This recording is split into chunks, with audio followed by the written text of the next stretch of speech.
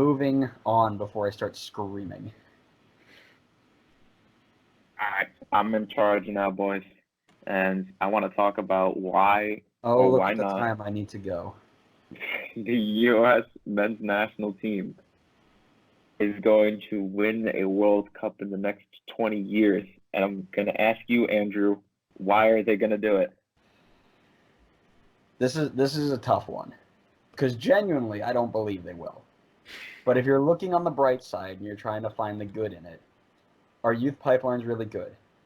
Pulisic, if he can stay healthy, is one of the best players in the world, and that's not an argument. That's a statement.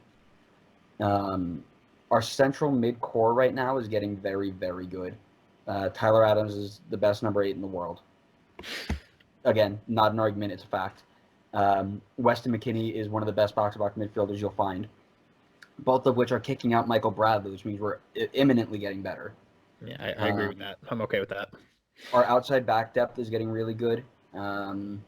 Reggie Cannon, Jalen Lindsay, Yedlin if he's healthy, and a bunch of other people you can put back there. Kyle Duncan, and I know people are going to think it's a homer shout. Kyle Duncan is very good both sides of the ball if he cleans up his mistakes, and he's 20 years old. You give him time, and he will be a U.S. national team player. Goalkeeper, Zach Steffen, he's going to start for Man City soon. I know. But I did see something that he's getting called in to be the backup, which means he's getting league games, which means he's playing for Man City, which is still fantastic. Paul Arriola seemed to have some really good sparks under Berhalter when he was healthy. You've got, on the other side, Tyler Boyd had some flashes at the Gold Cup. Our real main issue is striker, right? And we've talked about that already. And I know that's Adam's first point is we don't have a striker. And we have Josh Sargent. What do you mean? I was going to say, Connor, your golden boot boy doesn't count. No, what do you mean? He doesn't count.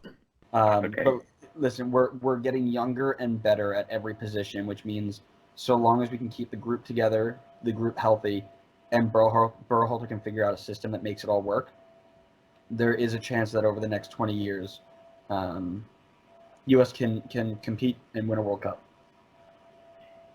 All right, Adam, bring some sanity back into this conversation and tell us why they're not going to do it. So when I was doing research for this, I couldn't find any info on how we did at the 2018 World Cup. I don't know why that. Oh wait, no, because we didn't make it. We suck so much that we couldn't qualify for the tournament because Trinidad is apparently better than we are. Don't start with me. Hey, it's facts. Don't blame me.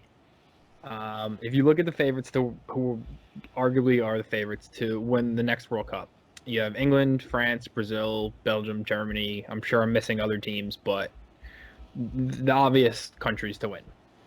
These teams get through qualifying with their eyes closed. England can play their B team. They're winning, 10 straight games like it's nothing. The U.S. and Mexico should be the two teams in our qualifying group to walk through qualifying without an issue due to just size and talent pool alone. Mexico seemed to do it without much issue. The U.S. apparently, again, can't beat Trinidad. We lose to Ghana at World Cups, and it's not a knock on Ghana because I happen to like their team. But these are the teams that if we want to be taken seriously as a country, we need to start performing against. Another reason is our best athletes just don't play the sport. Oh, don't give me that one. Don't give me that. And I agree. I don't hate think you. that's the main. This isn't the main point. It's just something that I thought was worth mentioning. But I would be curious to see someone like a LeBron James who grew up playing soccer with his athleticism. I'm not saying he's the difference maker or what, but if, again, looking at all those other countries, their priority is soccer. Ours is nowhere near soccer. So I think that has to change. I can talk at nauseum about our governing body, but I'm not even going to touch the governing body. What I'm going to say is you sound like a complete Euro snob right now. Yeah. It's exactly what I you sound agree with like. Adam on that. Probably. But That is the single worst argument I could ever hear about why our national team isn't good. I'm not done yet. Don't worry. Oh my goodness. So look at our women's team. They've played in I don't know how many World Cups, and the lowest they've ever finished is third place. They've won 4 of them. They've come runner-up, I think, 2 or 3 times, and then they've come third a couple times. They have never failed to qualify for the tournament, and yes, it's very different, the qualifying process, and there are many more teams in the men's game. That's another argument for another day. But they continuously dominate teams. There's a clear plan. When their manager left after winning the World Cup in Pia Sundhage, we had another guy come straight in who knew the system, who knew, how he wanted to play, and they continue to just steamroll over everyone. I mean, they're currently like 8-0 to start the year. They've conceded like 0 goals. Like, they're unreal. The U.S. men's national team has, in my eyes, not much of a plan, if any. I mean, we've chopped and changed managers. As soon as they lose one game, it's our fans want them out. We can't seem to agree on who our best players are. And I know Andrew said Christian Pulisic is world class and the best player in the world. I can tell you, and this isn't a knock on him, I, as a Chelsea fan, will support him until he no longer plays for us. But he's overhyped because he's American. No, he's not overhyped. He's very good. You're upset because your training staff can't keep him healthy. That's beside the point. We can't keep anyone healthy. Is it now? We can't keep anyone healthy. We have like half our team injured right now. That's fine. So you're saying if N'Golo Kante goes down with an injury, he's not one of the best center defensive mids in the world? Not if he's injured. But no, that's not why. So the reason I want Christian Pulisic to succeed at Chelsea. I want him to lead our national team for the next, 10 years, whatever. Fine. The reason I say he's overhyped is because he became the most expensive American player when he signed for Chelsea for 60, 70 mil, whatever it was. Mm-hmm. The reason his price tag was so high was because he was American.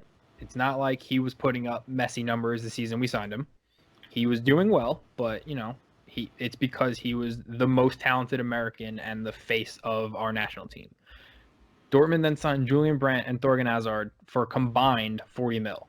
So 2 players who put up equally as good numbers the season before for 20 mil less. So they made 20 mil, brought in an extra player, and are arguably better after losing him.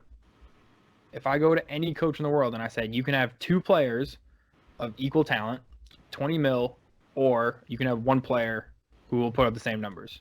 You're looking at, so you're also not taking into account the potential out of players, right? You already knew what you were getting with those 2 players at Dortmund. You didn't know what Pulisic, when healthy, can grow into. And they kind of had a feeling, which is why the price tag was so high. Also, England is notorious for overbuying or overpaying for players. Sure. That's also something to take into consideration. Yeah, but here's the one thing nobody's talked about and the reason why men's national team can push.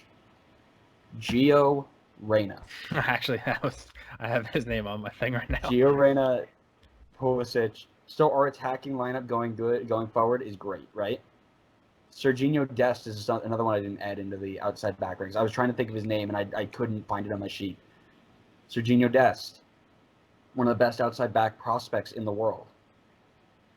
Cameron Carter-Vickers with Aaron Long, Miazga, if he's still playing and going. Chris Richards, Bayern Munich, came from the Red Bull Academy. Yep. All these players, Red Bull make the world takes, right? We seem to have. Sorry to cut you off, but we seem to have players that just sprout up out of nowhere, and it's maybe because I don't necessarily follow younger U.S. national team players as much as I do every other country because they're more prominently featured. But someone posted an article of a U.S. player training with the Barcelona first team that I've never heard of. Like we just have players like all over the place. Granted, sorry, I don't mean to cut you off, but I think that's just Barcelona taking a flyer because they put an academy on Long Island and they hadn't produced anything substantial from it. So I think that's them just saying, here's the best player out of our academy. Let's see if he gets. Yeah, and I've seen those academy teams, and they're not anything special. It's just Yeah. pay a lot of money to wear a Barcelona jersey when you play. My cousin played for them, and Yeah. they weren't. Granted, he was 12, so it's not like they were Right. killing kids. But I will say our best players also don't play in the MLS, which I think doesn't help us. All these, the Christian Pulisic's, the Gio Reynas are all going abroad when they're 14, 15, and then breaking through rather than coming up through an MLS academy and then, dominating MLS for years to come. I think as a league, MLS should try their best, and it's an impossible goal, but they should try to keep, those talents. Like Matt Miazga, yes, he's playing in England. Yes, he's playing in the championship, but when Chelsea signed him, he was never going to play for us. It's fact. I know. I made that comment I made that comment already. Yeah, we were talking about it when they signed him, and Yep. we both agreed. But for me, you could have stayed on a Red Bull team, and he's already kind of a cult hero, but add him to that team with Tim Parker, Aaron Long, that's a solid back three. Oh, dude, Miazga stays with Tyler Adams in front of him. We win MLS Cup, no question. Absolutely. That's what I mean. 100%. With BWP firing on all cylinders, no hesitation. But that's what I mean, is having all these Americans spread all out all over the world. Yes, is great because they're, playing in all these different leagues and getting all these experiences. But they're not playing together. They only play together, 4 or 5 times out of the year when they're at national team camp. And then it's like, all right, how do we, get used to playing really quickly in order to beat these teams who, I'll use Germany as the example. Half their team plays for Bayern and are playing week in, week out together. Yeah, no, that's an argument, and again, there are a lot of factors that play into this, right? You have to make this league desirable for them to stay. Right. So you need to be able to say, hey, we can pay you what they're going to pay you over there. You're going to get the same exposure over here as you would over there. There's a lot of things tie into it, and the main thing, and what kind of made me tie this whole thing in, the reason Red Bull lost to Atlanta in the playoffs was not because we were the worst team. It was because our coach made awful decisions. The biggest thing with the U.S. men's national team, they need a coach to make good decisions, right? You can have all the best players in the world. I'm looking at this list of potential really good youth American players, whatever. It doesn't matter how many, you can have 100 of them on that list. I don't care. If you don't have a coach who puts them in the right system or gets them to get the results that they need, it doesn't matter. So that's the other big thing I'm going to put on there. I know I'm supposed to be arguing for. So I think Greg Berhalter is going to figure it out, and in the next 20 years, we are going to win one. There's my twist on. And Connor, I'm sorry to say this, but my vote is Frank de Boer. I think I think that would be a good fit. That's awful. No, he isn't. Did you see the You're team lying. he fielded against Club America? You want that? He's going to play like Not only John he Brooks, starts a off striker. every team that he plays with, he starts off without scoring goals. Well, he don't score goals anyway. It's fine. That doesn't change. So what is he going to be better than Berhalter for? Well, ideally, I want Tata Martino, but he's otherwise He can't speak busy. English, so that's an out. Yes, he can. That's a reason. No, that's a reason that he didn't get hired because he didn't speak English well enough. Yeah. Oh, What about anyways. maybe like Wagner? Yeah. Who? The one that coached Huddersfield? Oh, Yeah, David David Wagner. He's at Schalke right now, I believe. yeah. Listen. There are tons of coaches that we can get, but you have to find one and stick with it. We've been through so many coaches over the last 3 years, right? Bring in the Trying to special find- one. Trying to find the person that fit best. Jose. Who? That would be the most entertaining national team I think I've ever seen. I don't care Mourinho. how badly we Mourinho? play. It would be incredible. I would watch Stop. every game. It wouldn't work. Bro, he'll say one thing, somebody will get upset, and he'll just kick him off. And by the time he's Exactly. done, he'll have 4 players left. Fine. I'm here for it. Alright. But Should yeah, we move on to the next topic? Yeah. we'll move on. That's why we're winning the World Cup in 2026. Not even 20 years. I'll say 2026 because I'm going to be at the World Cup winning game. I've already got money getting saved up for it. It'll be great. See France win again. No. All right, let's move on because I don't want to talk about the men's national team being good just to see them be bad again.